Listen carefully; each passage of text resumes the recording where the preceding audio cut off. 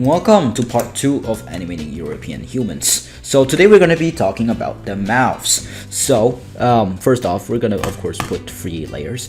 It is of course recommended that you always put them in a nested graphic or a movie clip, of course. So we're going to first off start with as the middle layer. This is going to be special. So I'll be starting with the Dutch boy since he's a special character with special assets. Put all the assets first.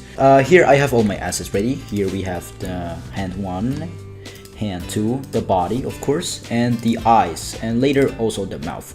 So what our first step is to select all of these layers and convert them into a symbol. We'll make it a graphic because that's kind of what you want to do in a canvas. Dutch test something. So now we can move them around and move the body if you wanted to, without it being ruined, of course. So going into the assets, we're going to, of course, put the mouths. The whole thing about this part is the mouths. So I added a little bit more mouths than last time. What we're going to be talking about, well, basically they're all the same, but there's, of course, the reason I chose the Dutch boy or Dutchman is because he has special assets, like Ogeli. He has something in his mouth, which is a pipe. One where he's a little bit more sad or depressed or a little bit concerned. And well, this one is the same thing, but a little bit more. And this one is where he's actually happy. So we're gonna be using this one. Yes, there are other versions without the pipe. So we're gonna be putting this one. Johan, by the way, is the name of the Dutch boy. So we're gonna be putting it here. When animating, you're gonna have to put an audio, so I'll just put a random audio. Please stand by. So I put an audio now. The audio is basically a meme sound. Oh gee, oh boy, this is about to be a good breakfast. So that was the silly audio. Please don't ask why I chose this one. I couldn't find any better one, but it's a good example. So as you see, the mouth was already moving. Now I hope you set it as when you press on the audio, make sure it's on stream so you can actually hear the audio. So what are we gonna do with the lip sync? It's gonna be so difficult. Well, here I come to save you. So I made it super special and super easy. Of course, when using the mouth symbol, press this. You're gonna be using single frames. So now if I press on this, you're gonna see the button over here. Maybe it's not on your screen, but I hope it is. So this is a feature from Adobe, no hacks. So when I press on these, they should already be set up. If they aren't, you need to set them up. There are different versions.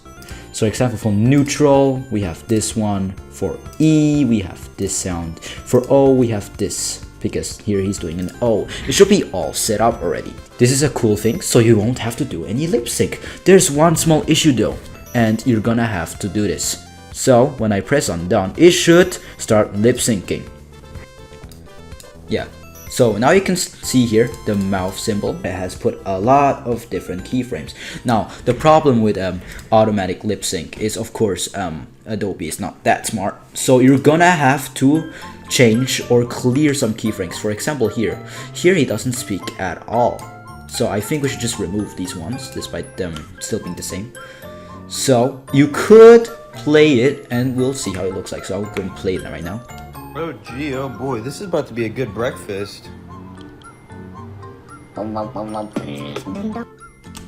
So as you can see, it actually looks pretty decent. There are some, of course, some missing ones, but that's your job. So basically, since it's a symbol, you can, for example, put a keyframe over here, F6 for the shortcut, and then use the frame picker since it's a graphic, and then you can well, put one of these in case it looks wrong. Now, in case you're asking why it looks laggy, it's supposed to be like that. It is laggy, but when you export it, if I press on this and you test the movie, you will see it actually looks pretty good and animated, because when I press on one of these symbols, here you can see the set, but if I press on it again, you can see that it's actually animated, so no need to worry about that one. So of course your job is to of course clear some keyframes and to add them. So let's see where's the missing issue. Oh gee, oh boy, this is about to be a good breakfast. here we can see it actually looks pretty good so far. I think so. I am only going to look at once. Now, despite here being absolutely nothing, he added some keyframes. Now, it won't do it. Now, I really recommend you put them because, as seen, if we look in these, they are animated. So it will just look like he's moving his mouth constantly. So let's remove these.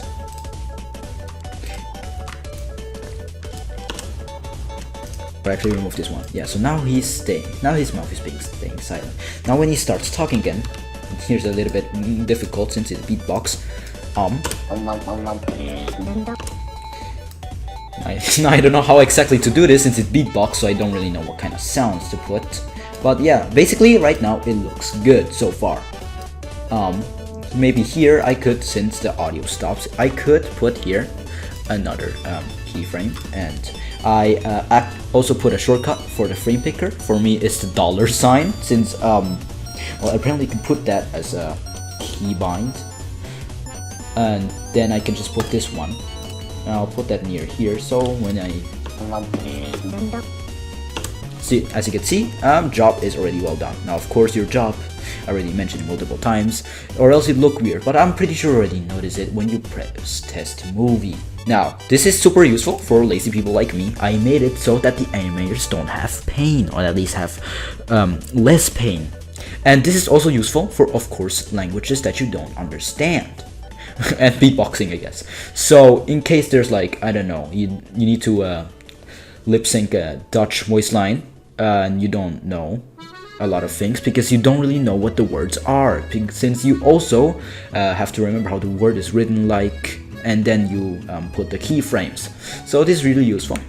Of course there are some cons, like you needing to change it, and of course the audio needs to be good. It's not allowed to be music, or else it will start beatboxing to the song, which is really not recommended unless you like, well, I don't know, you want them to sing a song with the guitar. You want them to sing the guitar. It's a little bit silly. So if I press test movie, it will look animated. So as you can see, Oh gee, oh boy, this is about to be a good breakfast. it looks really bad when I press test movie. Okay, so there was a silly issue. When I pressed test movie, nothing appeared. That's because I am still in the nested symbol, but I think that's already obvious for you. So, of course, I'm now in the canvas. We can move him around and stuff. And I forgot to put some frames, of course. So I'll just copy this layer, of course, so I don't have to, put the audio again and then put the keyframes in it. So if I press on test movie, it should play. Oh gee, oh boy, this is about to be a good breakfast. So this was an example. It looked a little bit odd, but that's okay because it looks actually pretty decent so far. But yeah, this is part 2, using the mouths. So now what can you do with a nested layer? Well, you can move them around, like do this and do this.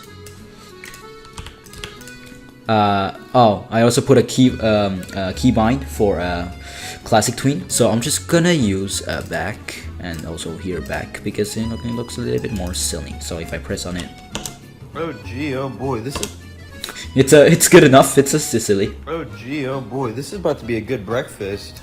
Yeah, but you get the point. I am sorry if my videos take super long. So yeah, thank you for watching. This is part 2. Next up, we're gonna go to the extras.